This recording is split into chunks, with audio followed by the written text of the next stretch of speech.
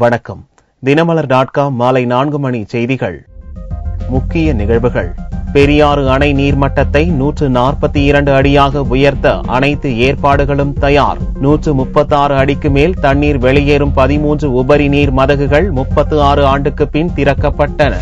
டெல்லியில் ஆட்சி அமைக்க குதிரை பேரம் நடத்துவதாக அரவிந்த் கெஜ்ரிவால் புகார். மீண்டும் ஊடகங்கள் பெயர் வர பொய் புழுகுவதாக பாரதிய ஜனதா கிண்டல். தமிழக சட்டசபையில் எதிர்க்கட்சிகள் ஒட்டுமொத்தமாக வெளிநடப்பு. பேச வாய்ப்பு அளிக்க மறுப்பதாக சபாநாயகர் மீது குற்றச்சாட்டு. விரிவான செய்திகள். பெரியாறு அணையை ஆய்வு செய்த மத்திய குழுவினர் அணையின் நீர்மட்டத்தை 142 அடியாக உயர்த்தும் இறுதிக்கட்ட பணிகளையும் பார்வையிட்டனர். 136 அடிக்கு மேல் உபரி நீர் வெளியேறும் 13 மதகுகள் 36 ஆண்டுக்கு பின் முதல் முறையாக கீழிறக்கி மூடப்பட்டன. கேரள மாநிலத்தில் அமைந்துள்ள முல்லை பெரியாறு அணை மூலம் தென் மாவட்டத்தைச் சேர்ந்த 5 மாவட்ட மக்கள் பயனடைந்து வருகின்றனர். இந்த அணையை நம்பி தேனி, கம்பம் பகுதியில் உள்ள விவசாயிகள் பல்லாயிரக்கணக்கான ஏக்கர் நிலங்களில் சாகுபடி செய்து வருகின்றனர். இந்நிலையில் அணையின் நீர்மட்டத்தை 136 அடியிலிருந்து 142 அடியாக உயர்த்த கோரி தமிழகம் சார்பில் உச்சநீதிமன்றத்தில் மனு தாக்கல் செய்யப்பட்டது. ஆனால் அணையின் நீர்மட்டத்தை உயர்த்த கேரள அரசு எதிர்ப்பு தெரிவித்தது. இந்நிலையில் அணை குறித்து ஆய்வு செய்ய நீதிமன்றம் நிபுணர் குழு ஒன்றை ஏற்படுத்தி பல்வேறு கட்ட ஆய்வு மற்றும் விசாரணையை நடத்தியது. இதையடுத்து அணையின் ஸ்திரத்தன்மை குறித்து நிபுணர் குழு அளித்த அறிக்கையை தொடர்ந்து முல்லை பெரியாறு அணையின் நீர்மட்டத்தை 142 அடியாக உயர்த்த நீதிமன்றம் உத்தரவிட்டது. மேலும் அணையின் நீர்மட்டத்தை உயர்த்துவது தொடர்பாக ஆய்வு செய்ய 3 பேர் கொண்ட குழுவையும் நியமித்தது. வியாழனன்று தேக்கடிக்கு வந்த மூவர் குழு தமிழக மற்றும் கேரள மாநில அதிகாரிகளுடன் ஆலோசனை நடத்தினர். தொடர்ந்து படகு மூலம் அணைக்கு சென்றும் ஆய்வு செய்தனர். பின்னர் அணையின் நீர்மட்டத்தை 142 அடியாக உயர்த்தும் இறுதிக்கட்ட பணிக்காக அணையின் 13 மதகுகளின் கதவுகளும் கீழிறக்கப்பட்டன. இந்த மதகுகள் கீழிறக்கப்பட்டதால் அணையில் இனிமேல் 142 அடி வரை தண்ணீர் தேக்க முடியும். 36 ஆண்டுகளுக்கு பின்னர் 13 மதகுகளும் இறக்கப்பட்டுள்ளது. அணையின் நீர்மட்டம் உயர்த்தும் பணிகள் நிறைவடைந்ததால் தேனி, மதுரை, ராமநாதபுரம் ஆகிய மாவட்ட விவசாயிகள் மற்றும் பொதுமக்கள் மகிழ்ச்சியடைந்துள்ளனர். இனிமேல் முல்லை பெரியாறு அணையில் 142 அடி வரை தண்ணீர் தேக்கி வைக்கப்படும் என்று எதிர்பார்க்கப்படுகிறது. காங்கிரஸ் எம்எல்ஏக்களை விலைக்கு வாங்கி டெல்லியில் ஆட்சி அமைக்க முயல்வதாக கெஜ்ரிவால் கூறியுள்ள புகாரை பச்சை பொய் என்று பாரதிய ஜனதா கிண்டல் செய்துள்ளது. டெல்லியில் காங்கிரஸ் ஆதரவுடன் ஆட்சி அமைத்த ஆம் ஆத்மி ஒருங்கிணைப்பாளர் அரவிந்த் கெஜ்ரிவால் லோக்பால் மசோதாவை நிறைவேற்ற முடியவில்லை என்று கூறி முதல்வர் பதவியிலிருந்து விலகினார். இதைத் தொடர்ந்து அங்கு ஜனாதிபதி ஆட்சி அமல்படுத்தப்பட்டது. அடுத்து வந்த லோக்சபா தேர்தலில் நாடு முழுவதும் வேட்பாளர்களை களம் இறக்கிய ஆம் ஆத்மி கட்சி வெறும் 4 இடங்களில் மட்டுமே வெற்றி பெற்றது. நரேந்திர மோடியை எதிர்த்து போட்டியிட்ட அரவிந்த் கெஜ்ரிவாலும் தோல்வியடைந்தார். இந்நிலையில் டெல்லியில் ஆட்சி அமைக்க பாரதிய ஜனதா முயற்சிப்பதாகவும் ஆம் ஆத்மி கட்சியின் எம்எல்ஏக்களை வளைக்க முடியாததால் காங்கிரஸ் கட்சியை உடைத்து 3 எம்எல்ஏக்களை விலைக்கு வாங்க முயற்சிப்பதாகவும் அரவிந்த் கெஜ்ரிவால் குற்றம் சாட்டியுள்ளார். இதற்காக 20 கோடி ரூபாய் வரை குதிரை பேரம் நடப்பதாக குற்றம் சாட்டிய கெஜ்ரிவால் பாரதிய ஜனதாவை ஆட்சி அமைக்க அழைக்கக்கூடாது என்று வலியுறுத்த டெல்லி லெப்டினன்ட் கவர்னர் நஜீபை சந்திக்க நேரம் கேட்டிருந்தார். ஆனால் காரணம் எதுவும் தெரிவிக்காமல் நேரம் ஒதுக்க கவர்னர் மாளிகை மறுத்துவிட்டதாக கூறப்படுகிறது. அரவிந்த் கெஜ்ரிவாலின் குற்றச்சாட்டை பாரதிய ஜனதா திட்டவட்டமாக மறுத்துள்ளது. அவர் பச்சை பொய் கூறுவதாகவும் மீண்டும் ஊடகங்கள் பெயர் வருவதற்கான முயற்சியே இது என்றும் டெல்லி பாரதிய ஜனதா தலைவர் சதீஷ் உபாத்யாயா கிண்டல் செய்துள்ளார். केजरीवाल साहब का एक और झूठ आज उन्होंने बोला है और मैंने कल भी कहा था कि सनसनी फैलाना, मीडिया में किसी तरह से बने रहना, ये रोज उनकी अपनी एक प्राथमिकता है और वो दिल्ली में लोगों को झूठ बोल करके कोई ना कोई एजेंडा सेट करना चाहते हैं. पहले उनकी इच्छा थी कि वो 7 रेस कोर्स में चले जाएं, इसलिए वो दिल्ली छोड़ के भाग गए. अब 7 रेस कोर्स नहीं मिला तो उनकी कोशिश है कि किसी तरह से वो अपना तिलक मार्ग बचा लें और इसलिए वो डबल स्टेटमेंट हमेशा देते रहते हैं. और ये प्रमाण के साथ में कह रहा हूं, कोर्ट में वो कहते हैं कि दिल्ली की असेंबली को डिसॉल्व करना चाहिए और उसके बाद एलजी के पास जाते हैं, उनको वो पत्र देते हैं कि अभी वो 10-12 दिन रुक जाएं, वो संभावनाएं तलाश रहे हैं. பாரதிய ஜனதாவை ஆட்சி அமைக்க அழைத்தால் அதற்கான வழிமுறைகளை ஆராய்வோம் என்றும் சதீஷ் உபாத்யாயா கூறியுள்ளார். இதற்கிடையே கெஜ்ரிவாலின் புகாரை மத்திய உள்துறை அமைச்சர் ராஜ்நாத் சிங் திட்டவட்டமாக மறுத்துள்ளார். எந்தவிதமான குதிரை பேரத்திலும் பாரதிய ஜனதா ஈடுபடவில்லை, எந்த நேரத்திலும் குதிரை பேரத்தில் பாரதிய ஜனதா ஈடுபடாது என்று ராஜ்நாத் சிங் கூறியுள்ளார். மக்கள் பிரச்சினை குறித்து சட்டசபையில் பேச வாய்ப்பளிக்கவில்லை என்று கூறி எதிர்க்கட்சிகள் வியாழனன்று வெளிநடப்பில் ஈடுபட்டன. தமிழக சட்டசபையில் வியாழனன்று கேள்வி நேரத்திற்கு பின்னர் விலைவாசி, சட்டம் ஒழுங்கு, குடிநீர் பிரச்சினை குறித்து ஒத்திவைப்பு மற்றும் கவன ஈர்ப்பு தீர்மானம் கொண்டுவர வேண்டும் என்று திமுகவினர் கோரிக்கை விடுத்தனர். இதற்கு சபாநாயகர் தனபால் அனுமதி மறுக்கவே திமுக உள்ளிட்ட எதிர்க்கட்சிகள் வெளிநடப்பு செய்தனர். மக்களுடைய அடிப்படை பிரச்சனைகளாக இருக்கக்கூடிய விலைவாசி ஏற்றம், கட்டுமான பொருட்களுடைய பிரச்சனை, வறட்சி நிலவரம், குடிநீர் பிரச்சனை போன்ற பல்வேறு பிரச்சனைகளை எல்லாம் நாங்கள் எழுதி தந்திருக்கிறோம். எனவே அதில் ஏதாவது ஒன்றை நீங்கள் எடுத்துக்கொள்ள வேண்டும் என்று நாங்கள் சபாநாயகரிடத்திலே வற்புறுத்தினோம். இல்லை பரிசீலனையில் இருக்கிறது, பிறகு பார்க்கலாம் என்று சொல்லி தட்டி கழித்துக் கொண்டிருக்கிறார் தவிர எங்களுக்கு அந்த வாய்ப்பு வழங்கப்படவில்லை. ஜெயலலிதாவை முதலமைச்சர் அவர்களை புகழ் பாடுவதிலேயே, துதி பாடுவதிலேயே இந்த சட்டமன்றம் நடந்து கொண்டிருக்கிறது. எனவே இதை கண்டிக்கக்கூடிய வகையில் நாங்கள் வெளிநடப்பு செய்திருக்கிறோம். கடுமையாக உயர்ந்து வரும் விலைவாசி உயர்வு குறித்தும், தமிழகத்தில் நிலவி வரும் கடுமையான குடிநீர் பஞ்சத்தை பற்றியும், வறட்சியை பற்றி பேசுவதற்கும், நேற்று கொடுங்கையூரில் நடைபெற்ற காவல் நிலைய மரணத்தை பற்றி பேசுவதற்கும், இப்படி பல்வேறுபட்ட பிரச்சனைகளை பேசுவதற்கு ஏற்கனவே கவன ஈர்ப்பு தீர்மானங்கள் கொடுக்கப்பட்டிருந்தும் அந்த தீர்மானம் கொடுத்ததன் அடிப்படையில் பேசுவதற்கு அனுமதிக்க முடியாது என்று சபாநாயகர் மறுத்தளித்ததன் விளைவாக தேசிய முற்போக்கு திராவிட கழகம் இன்றைக்கு வெளிநடப்பு செய்திருக்கிறது.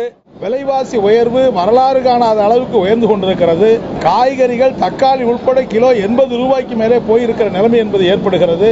எனவே விலைவாசி உயர்வை கட்டுப்படுத்துவதற்கு, மக்களை காப்பாற்றுவதற்கு நடவடிக்கை எடுக்க வேண்டும் என்கிற போன்றிருக்கிற பல பிரச்சனைகளை எழுப்புவதற்கு கவன ஈர்ப்பு தீர்மானத்தை கொடுத்து அதற்கான அனுமதி கேட்கிற போதெல்லாம் மாண்புமிகு பேரவைத் தலைவர் அவர்கள் துறைக்கு அனுப்பியிருக்கிறேன், பதில் வரட்டும் என்று சொல்லுகிறாரே தவிர அதையெல்லாம் அனுமதித்து சட்டமன்றத்தில் விவாதிப்பதற்கு அனுமதி மறுத்த காரணத்தினாலே மார்க்சிஸ்ட் கம்யூனிஸ்ட் கட்சியின் சார்பிலே இன்றைக்கு வெளிநடப்பு செய்திருக்கிறோம் என்பதை தெரிவித்துக் கொள்கிறோம். கடுமையான வறட்சி நிலவுகிறது. பல பகுதிகளில் குடிநீர் கூட மக்கள் அல்லல்படுகின்ற நிலை ஏற்பட்டிருக்கின்றது. குடிநீர் மட்டுமின்றி கால்நடைகளுக்கும் இன்றைக்கு குடிப்பதற்கு தண்ணீர் இல்லாமல் பல்வேறு பகுதிகளில் கால்நடைகள் பரிதாபத்திற்கு ஆளாகின்றது. வறட்சி கடுமையாக இருக்கின்ற நேரத்தில் தமிழகம் முழுவதும் வறட்சி மாநிலமாக அறிவித்து வறட்சி நிவாரணப் பணிகளை மேற்கொள்ளப்பட வேண்டும் என்பதற்காக இந்திய கம்யூனிஸ்ட் கட்சியின் சார்பில் கவன ஈர்ப்பு தீர்மானம் கொடுத்திருந்தோம். அந்த தீர்மானத்தை எடுத்துக்கொண்டு இன்றைக்கு பேசுவதற்காக நாங்கள் சபாநாயகரிடம் கோரிய போது அந்த தீர்மானம் இன்றைக்கு எடுத்துக்கொள்ளப்பட மாட்டாது என்று சொன்னார்கள். இன்றைக்கு இந்த பல்வேறு பிரச்சனைகளை எழுப்புவதற்கு முடியாமல் இருக்கின்ற காரணத்தினால் இந்திய கம்யூனிஸ்ட் கட்சியின் சார்பிலே நாங்கள் வெளிநடப்பு செய்திருக்கிறோம். தொடர்ந்து அதிகரித்து வரக்கூடிய விலைவாசி, காவிரி பிரச்சனை, பால் கொள்முதல் விலை குறைவாக கொடுக்கின்ற காரணத்தினாலே பால் உற்பத்தியாளர்கள் ஏற்பட்டிருக்கக்கூடிய அதிருப்தி. எனவே இன்று அது குறித்து நான் வினா எழுப்பினேன். அதுக்கு அனுமதி முதலில் கொடுத்துவிட்டு அதை மீண்டும் மைக்கை கட் செய்துவிட்டார்.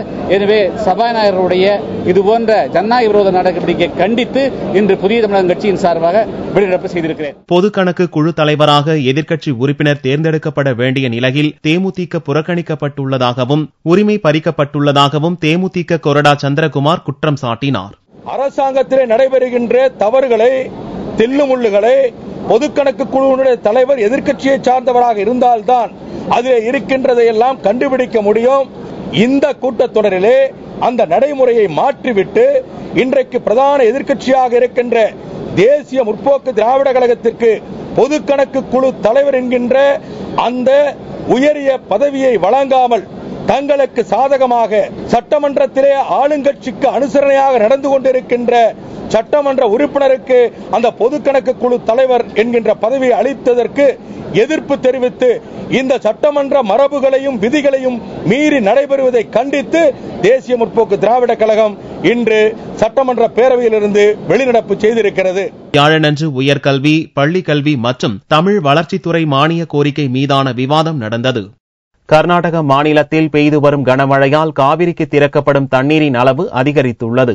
கர்நாடகாவில் உள்ள காவிரி நீர்பிடிப்பு பகுதி மற்றும் காவிரி உற்பத்தியாகும் குடகு பகுதியில் கடந்த 2 தினங்களாக கனமழை பெய்து வருகிறது. இதனால் கிருஷ்ணராஜசாகர் அணை மற்றும் கபினி அணைகளில் தண்ணீர் நிரம்பி உள்ளது. இந்நிலையில் அணைகளின் பாதுகாப்பு கருதி கர்நாடக அரசு அணையிலிருந்து உபரி நீரை திறக்க முடிவு செய்துள்ளது. அதன்படி கபினியிலிருந்து வினாடிக்கு 10,000 கன அடியும், கிருஷ்ணராஜசாகர் அணையிலிருந்து 8,000 கன அடி தண்ணீர் தண்ணீர் காவிரி ஆற்றில் திறக்கப்பட்டுள்ளது. இந்த தண்ணீர் தமிழக எல்லையான ஒகேனக்கல் பிலிகுண்டாலுக்கு வந்து சேர்ந்தது. இதனால் கடந்த சில வாரங்களாக மேட்டூர் அணைக்கு வரும் தண்ணீரின் அளவு குறைந்துள்ள நிலையில் தற்போது சுமார் 1000 கன அடி தண்ணீர் வந்து கொண்டிருக்கிறது. கர்நாடகாவில் பெய்யும் கனமழையால் காவிரியில் நீர்வரத்து அதிகரிக்கும் என்பதால் வரும் நாட்களில் மேட்டூர் அணையின் நீர்மட்டம் படிப்படியாக உயரும் என்று காவிரி டெல்டா பகுதி விவசாயிகள் எதிர்நோக்கியுள்ளனர். செங்கோட்டை அருகே அரசு பேருந்து மீது கார் மோதி விபத்துக்குள்ளானதில் மதுரையைச் சேர்ந்த 5 பேர் சம்பவ இடத்திலேயே பரிதாபமாக உயிரிழந்தனர். மதுரை மாவட்டம் பள்ளப்பட்டி மற்றும் கொட்டாம்பட்டி பகுதியைச் சேர்ந்த பழனிவேல், சௌகத் அலி, செல்வராஜ் உட்பட 7 பேர் காரில் குற்றாலம் வந்தனர். புதனன்று இரவு செங்கோட்டையில் சாப்பிட்டுவிட்டு மீண்டும் குற்றாலம் அருவிக்கு குளிக்க சென்றனர். கார் செங்கோட்டை தென்காசி சாலையில் வந்து கொண்டிருந்த போது கொட்டாக்குளம் அருகே எதிரில் வந்த அரசு பேருந்து மீது நேருக்கு நேர் மோதி விபத்துக்குள்ளானது. இந்த விபத்தில் காரில் இருந்த பழனிவேல், செல்வராஜ், செல்வம் உட்பட 5 பேர் சம்பவ இடத்திலேயே உயிரிழந்தனர். தகவல் அறிந்ததும் சம்பவ இடத்திற்கு விரைந்து சென்ற குற்றாலம் போலீசார் மற்றும் தீயணைப்பு படையினர் உயிரிழந்தவர்களின் உடல்களை மீட்டனர். படுகாயம் அடைந்த நிலையில் மீட்கப்பட்ட ராஜ்குமார், பன்னீர்செல்வம் ஆகிய இருவர் நெல்லை அரசு மருத்துவமனையில் சிகிச்சைக்காக அனுமதிக்கப்பட்டனர். சம்பவ இடத்திற்கு மாவட்ட எஸ்பி நரேந்திரன் நாயர் மற்றும் உயரதிகாரிகள் நேரில் வந்து பார்வையிட்டு விசாரணை நடத்தினர். தற்போது குற்றாலத்தில் சீசன் நிலவுவதால் அதனை அனுபவிக்க வருபவர்கள் போதை காரணமாக விபத்திற்குள்ளாகி உயிரிழப்பது சகஜமாகி வருவதாக அப்பகுதி மக்கள் தெரிவித்தனர். தமிழகத்தில் எம்பிபிஎஸ், பிடிஎஸ் படிப்புகளுக்கான 2ஆம் கட்ட கலந்தாய்வு அட்டவணை வெளியிடப்பட்டுள்ளது. சென்னை கீழ்ப்பாக்கம் அரசு மருத்துவக் கல்லூரி அரங்கில் எம்பிபிஎஸ் 2ஆம் கட்ட கலந்தாய்வு வரும் ஜூலை 21ஆம் தேதி தொடங்கி 25ஆம் தேதி வரை நடக்கிறது. வரும் 21ஆம் தேதி தொடங்கும் எம்பிபிஎஸ், பிடிஎஸ் 2ஆம் கட்ட கலந்தாய்வில் காத்திருப்போர் பட்டியலில் உள்ள 1860 மாணவர்களுக்கு முன்னுரிமை தரப்படும் என்றும் 2ஆம் கட்ட கலந்தாய்வு அட்டவணையை பார்த்து கட் ஆஃப் மதிப்பெண் அடிப்படையில் குறிப்பிட்ட தேதியில் காத்திருப்போர் பட்டியலில் உள்ள மாணவர்கள் கலந்தாய்வில் பங்கேற்கலாம் என்றும் மருத்துவக் கல்வி இயக்குநரகம் அறிவித்துள்ளது. 2ஆம் கட்ட கலந்தாய்வு அட்டவணையை www.tnhealth.org என்ற இணையதளத்தில் பார்த்துக் கொள்ளலாம் என்றும் அறிவிக்கப்பட்டுள்ளது. அரசு ஒதுக்கீட்டில் தமிழகத்தில் செயல்படும் 18 சுயநிதி பல்மருத்துவக் கல்லூரிகள் சமர்ப்பித்துள்ள 950க்கும் மேற்பட்ட பிடிஎஸ் இடங்கள் 2ஆம் கட்ட கலந்தாய்வில் நிரப்பப்பட உள்ளன. அரசு ஒதுக்கீட்டு பிடிஎஸ் இடங்களுக்கான கலந்தாய்வு ஜூலை 23ஆம் தேதி தொடங்கி ஜூலை 25ஆம் தேதி வரை நடக்கிறது. மற்ற மாநிலங்களைப் போல் தமிழகத்திலும் ஊக்கத்தொகை வழங்க வேண்டும் என்று தமிழகம் முழுவதும் பயிற்சி மருத்துவர்கள் போராட்டத்தில் ஈடுபட்டனர். தமிழகம் முழுவதும் உள்ள அரசு மருத்துவமனைகளில் பணியாற்றும் பயிற்சி மருத்துவர்களுக்கு 8000 ரூபாயும், முதுநிலை மாணவர்களுக்கு 17,000 ரூபாயும் ஊக்கத்தொகையாக வழங்கப்படுகிறது. இந்நிலையில் பிற மாநிலங்களைப் போல் ஊக்கத்தொகையை அதிகப்படுத்தி தர வேண்டும் என்று தமிழகம் முழுவதும் வியாழக்கிழமை அன்று பயிற்சி மருத்துவர்கள் போராட்டம் நடத்தினர். சென்னை ராஜீவ் அரசு மருத்துவமனை வளாகத்தில் போராட்டத்தில் ஈடுபட்டவர்கள் தங்கள் கோரிக்கையை அரசுக்கு பலமுறை எடுத்துச் சென்றுள்ளதாக கூறினர். தமிழ்நாட்டில் பார்த்தீங்கன்னா 17,000 20,000 ரூபாய் மட்டும்தான் வழங்கப்படுகிறது. மேலும் பார்த்தீங்கன்னா இங்கே படிக்கக்கூடிய அந்த பட்ட மேற்படிப்பு மருத்துவ மாணவர்கள், அப்புறம் உயர் சிறப்பு பட்ட மேற்படிப்பு மருத்துவ மாணவர்கள் எல்லாத்துக்கும் அந்த கொடுக்கக்கூடிய அந்த குறைவான ஊக்கத்தொகையை வச்சு எங்களால் பர்டிகுலராக பார்த்தீங்கன்னா அந்த பெருகி வரும் விலைவாசி உயர்வுக்கு ஏற்ற மாதிரி எங்களுடைய வாழ்க்கையை அமைச்சுக்க முடியல. இதேபோல் மதுரை, கோவை உள்ளிட்ட தமிழகம் முழுவதும் உள்ள அரசு மருத்துவமனைகளில் பணியாற்றும் பயிற்சி மருத்துவர்கள் போராட்டத்தில் ஈடுபட்டனர். தங்களது கோரிக்கைகளை நிறைவேற்றாவிட்டால் போராட்டத்தை தீவிரப்படுத்துவோம் என்று பயிற்சி மருத்துவர்கள் தெரிவித்துள்ளனர். தமிழகம் முழுவதும் நடந்த போராட்டத்தால் அரசு மருத்துவமனைகளுக்கு வந்த புறநோயாளிகள் பெரிதும் அவதிப்பட்டனர். முறைகேடான அகில இந்திய தேர்வுகளை ரத்து செய்து மாநில அளவிலான தேர்வுகளை நடத்த தமிழர் வேலைவாய்ப்பு பறிப்புக்கு எதிரான கூட்டியக்கம் வலியுறுத்தியுள்ளது. மத்திய அரசு பணியாளர் தேர்வாணையம் மத்திய அரசு நிறுவனங்களில் ஏற்படும் பணியிடங்களை நிரப்பும் இந்திய அரசின் சட்டப்பூர்வ நிறுவனம். இவ்வாணையம் 145க்கும் மேற்பட்ட மத்திய அரசு நிறுவனங்களுக்கு பல கட்ட தேர்வுகளை நடத்தி ஊழியர்களை பணியமர்த்த உதவுகிறது. 2006ஆம் ஆண்டு வரை மண்டல அளவிலேயே இருந்த இப்பணி உச்சநீதிமன்ற தீர்ப்பின்படி அகில இந்திய அளவில் மாற்றப்பட்டது. இதனால் தமிழகம் புறக்கணிக்கப்படுவதாக கூறி தமிழர் வேலைவாய்ப்பு பறிப்புக்கு எதிரான கூட்டியக்கம் வியாழனன்று போராட்டம் நடத்தியது. மாநில அளவில் தேர்வாணையம் தேர்வுகளை நடத்தட்டும் என்று கேட்கிறோம். வினாத்தாள்களையும் அப்படித்தான். அவர்கள் இந்தியிலும் ஆங்கிலத்திலும் மட்டுமே கொடுக்கிறார்கள். IAS தேர்வை கூட தமிழில் எழுத முடியும். ஆனால் மத்திய தேர்வாணைய தேர்வுகளை தமிழில் எழுத முடியாது என்பது மாநில மொழிகளை புறக்கணிக்கிற போக்கு என்று சொல்லி எல்லா மாநில மொழிகளிலும் வினாத்தாளை கொடுக்க வேண்டும் என்பதை வலியுறுத்துகிறோம். போராட்டத்திற்கு அனுமதி அளிக்காத போலீசார் ஆர்ப்பாட்டத்தில் ஈடுபட்டவர்களை கைது செய்து அப்புறப்படுத்தினர். வேட்டி கட்டி வருவதற்கு விதிக்கப்பட்ட தடையை நீக்குவது தொடர்பாக தமிழக அரசின் முடிவை ஏற்றுக்கொள்வோம் என்று சர்வதேச கிரிக்கெட் கவுன்சில் தலைவர் சீனிவாசன் கூறியுள்ளார். சென்னை சேப்பாக்கத்தில் உள்ள தமிழ்நாடு கிரிக்கெட் சங்க கிளப்பில் உயர்நீதிமன்ற நீதிபதி மற்றும் வக்கீல்கள் வேட்டி உடுத்தி சென்றதால் உள்ளே நுழைய அனுமதி மறுக்கப்பட்ட விவகாரம் விஸ்வரூபம் எடுத்தது. இதையடுத்து இதுபோன்ற கிளப்புகளின் உரிமங்கள் ரத்து செய்யப்படும் என்று முதல்வர் ஜெயலலிதா சட்டசபையில் கடுமையாக எச்சரித்தார். இந்நிலையில் சென்னையில் நடந்த நிகழ்ச்சியில் பங்கேற்ற சர்வதேச கிரிக்கெட் கவுன்சில் தலைவர் சீனிவாசன் கேட்டபோது தமிழக அரசின் முடிவை ஏற்போம் என்று தெரிவித்தார். The club operates as per rules. Whatever, if the government has, advises us, naturally we'll follow what the government says. We have no problems, no issues at all. If the Honorable Chief Minister feels in a certain fashion, we will go with it. Sometimes something like this happens, it highlights maybe whether that rule should be there or not. If the government has a view, the Honorable Chief Minister has, we will respect it 100%. கடும் எதிர்ப்பை அடுத்து Tamil Nadu cricket சங்க club மட்டுமின்றி தமிழகத்தில் செயல்பட்டு வரும் பல்வேறு கிளப்புகளும் தமிழர்களின் பாரம்பரிய உடை அணிவதை அனுமதிக்கும் முடிவுக்கு வந்துள்ளன. தங்கத்தின் விலை வியாழனன்று ஒரு சவரனுக்கு 88 ரூபாய் அதிகரித்திருந்தது. ஒரு சவரன் தங்கம் 21,208 ரூபாய்க்கு விற்பனையானது. ஒரு கிராம் ஆபரண தங்கம் 2,651 ரூபாயாக இருந்தது. வெள்ளி ஒரு கிராமுக்கு 20 காசுகள் உயர்ந்து 48 ரூபாய் 30 காசுகளுக்கு விற்பனையானது. பார்வெள்ளியின் விலை 45,130 ரூபாயாக இருந்தது. மீண்டும் செய்திகள் இந்திய நேரப்படி இரவு 8 மணிக்கு. வணக்கம்.